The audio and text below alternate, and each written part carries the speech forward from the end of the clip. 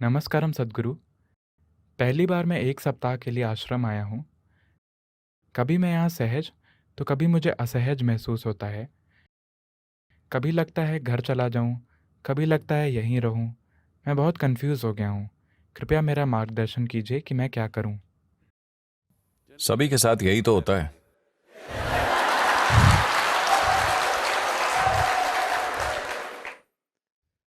तो इनका कहना है कि ये दूसरी या तीसरी बार यहां आए हैं। ये सच में यहां आना चाहते हैं। तो ये यहां आते हैं, पर जब ये यहां आते हैं तो अचानक कभी कभी इनका घर जाने का मन होता है। जब ये वहां होते हैं तो बेशक ये यहां आना चाहते हैं। तो मैंने कहा कि ये इनकी समस्या नहीं है, ये सदियों पुरानी समस्या है। कोई 30 साल से शादीशुदा है और 8 बच्चे हैं। वो अभी भी सोच रहे हैं शायद गलती हो गई, शायद मुझे आध्यात्मिक मार्ग पर चलना चाहिए था। This ये कोई नई समस्या नहीं है, ये बहुत प्राचीन समस्या है। तो आप जो भी करना चाहते हैं, उससे पहले आपको अपने अंदर आनंद और स्पष्टता लानी चाहिए। उस पल में आप जो फैसला करें, भले ही आप मर जाएं, आपको उसी पर चलना चाहिए। जब भी आपकी भावनाएं ऊपर नीचे होती हैं, आपका मन कई चीजें कहता है, वो महत्वपूर्ण नहीं है। आज ये एक बात कहता है और कल दूसरी, सुबह ये शाम को वो। ये आज एक बात कहता है और कल दूसरी। इसका कोई महत्व नहीं है। मैं आनंद इसलिए कह रहा हूं क्योंकि आनंदित होने पर आप आदतों से मजबूर नहीं होते। जब आप बहुत खुश और स्पष्ट होते हैं, तब अगर आप तय करें यह करना मेरे लिए समझदारी है, वही करिए। फिर अगर नर्क महसूस हो तो भी फर्क नहीं पड़ता। आप 10 साल नर्क से गुजरते हैं तब भी फर्क नहीं पड़ता, आप बस वही करिए, क्योंकि आपकी खुशहाली वही है। जब आप मजबूरी के विभिन्न स्थितियों में होते हैं, तब अगर आप अपनी दिशा चुनते हैं तो आप हमेशा के लिए खो जाते हैं। it is not about what you're doing. बात यह नहीं है कि आपका काम क्या है, बस आप उसे बिना रुके करते रहें। रोज अगर आप उत्साहित और निराश होते हैं तो बात नहीं बनेगी। अचल हो जाइए। कोई फर्क नहीं पड़ता कि आपका काम क्या है।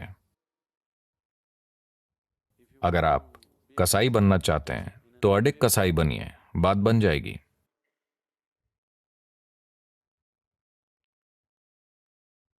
Just not wavering for a moment. एक पल भी मत डगमगाइए। स्पष्टता और आनंद में आपने जो तय किया, उसी पर अचलता से टिके रहिए, तब आपकी बात जरूर बनेगी। हर दिन जब आपके विचार और भावनाएं यहां वहां उड़ते हैं, आप अपना मन बदलते रहते हैं, बदलते रहते हैं। आप चक्कर काटते रहेंगे हमेशा के लिए, क्योंकि जो बार बार दिशा बदलते हैं, साफ है कि वो कहीं भी पहुंचना नहीं चाहते, है ना? ये धरती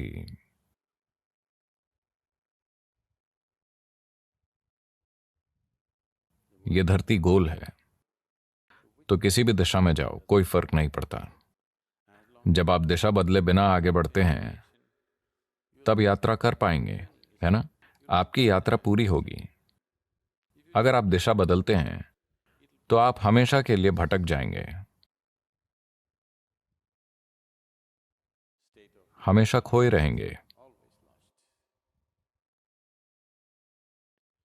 तो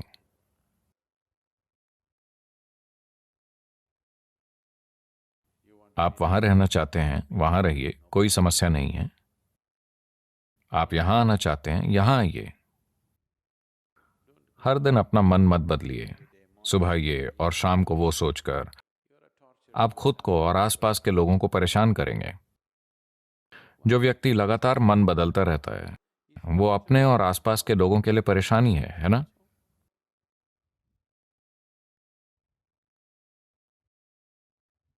अभी आप सोच रहे हैं कल सुबह मैं योग करूंगा। कल सुबह जब 5 बजे डोंग होगा, मैं हर रोज सुनता हूं। पता नहीं आप में से कितने लोग सुनते हैं। जब डोंग बजता है, शायद हमें ढोल बजाना चाहिए। then तब आपका शरीर कहता है, भाड़ में जाए योगा, मैं तो बस। it keeps changing. Its priorities keep changing and changing and changing. ये बदलता रहता है, इसकी प्राथमिकताएं लगातार बदलती रहती हैं। जीने का एक और तरीका भी है,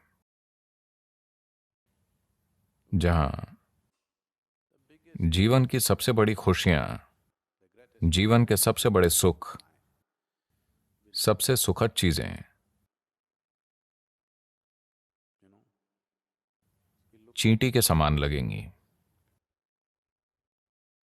इस जीव में यह काबिलियत है। When it शरीर और मन की बात करें तो हमारी क्षमताएं अलग अलग हैं। कोई भी दो शरीर या दो मन समान क्षमता वाले नहीं होते। पर जब इस प्राणी की बात आती है, तब हर जीव संपूर्ण अस्तित्व को खुद में समा सकता है। वैज्ञानिक कह रहे हैं कि यह लगातार फैल रहा है। इसे कैसे समाएं? यही इसकी सुंदरता है। वो जो अनंत है, जो शाश्वत है, जो असीम है और जो हमेशा फैलता है, वो इस जीव में समा सकता है। उसे लेकर किन्हीं दो जीवों की क्षमता अलग अलग नहीं है। हर कोई समान रूप से काबिल है। ऐसा नहीं होता, क्योंकि आप दिशा बदलते रहते हैं। जहां भी आपको थोड़ा आराम मिलता है, आप वहीं टिकने की कोशिश करते हैं।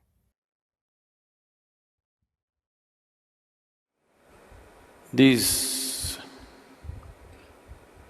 so-called getting civilized has become a huge detriment for spiritual process. तथाकथित सभ्य होना आध्यात्मिक प्रक्रिया के लिए काफी नुकसानदायक रहा है।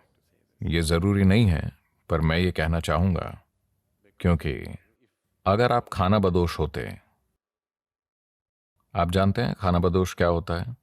खाना बदोश मतलब समझदार।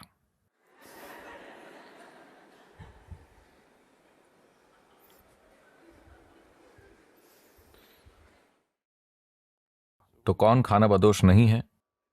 जो समझदार नहीं है। जो नासमझ है वही रुक जाता है। जो समझदार है वो हमेशा चलता रहता है और कहीं नहीं रुकता। जिस पल हम खाना बदोशी छोड़ देते हैं, हम एक तरह से सुरक्षा के पागलपन में पड़ जाते हैं। चाहे वो शारीरिक हो, मानसिक हो या भावनात्मक हो, आप हमेशा उस स्थान की खोज में रहते हैं जहां आप रुक सकें और सो सकें। और जब आप ऐसा स्थान खोज लेते हैं, तब चीजें आरामदायक हो जाती हैं और आप में उससे बाहर आकर फिर से यात्रा शुरू करने की हिम्मत नहीं होती। तो अगर आप बस एक पिकनिक चाहते हैं तो ये ठीक है। अगर आप 7वें पर्वत पर चढ़ना चाहते हैं तो कुछ दूरी पर जाकर आपके घुटने चरमराने लगेंगे और आपकी सांस भाप के इंजन जैसी हो जाएगी। पश पुश पुश, पश पुश पश पुश होने लगेगी। तब आप चारों ओर देखेंगे और सुंदर पत्थर, बांस, आसपास की चीजें और घाटी बहुत सुंदर है। फिर एक और कदम उठाने की जरूरत क्या है? यह शानदार है, यही है। तब आपका मन कहता है, बस हो गया, I'm not questioning the beauty of the place. मैं जगह की सुंदरता पर या वहां होने के सुख पर सवाल नहीं उठा रहा, पर फिलहाल आप में ये नया तर्क इसलिए आया है क्योंकि आपके फेफड़े भाप का इंजन बन गए हैं और आपके पैर बहुत बुरी तरह चरमरा रहे हैं। तो नया तर्क आया है। क्या आपने देखा है कि हर बार जब आप आराम या परेशानी की अलग अलग अवस्थाओं में होते हैं तब आप एक नया तर्क विकसित कर लेते हैं? क्या आपने ऐसा होते हुए पाया है? जैसे लोग कहते हैं हर स्टूडेंट कम्युनिस्ट होता है। शिक्षा पूरी करने के बाद नौकरी पाकर आप समाजवादी बन जाते हैं। जिस पल आपकी शादी होती है आप पूंजीवादी बन जाते हैं। नई परिस्थितियों के अनुसार आराम या परेशानी के अलग अलग स्तरों के कारण नए स्तर के तर्क आ जाएंगे।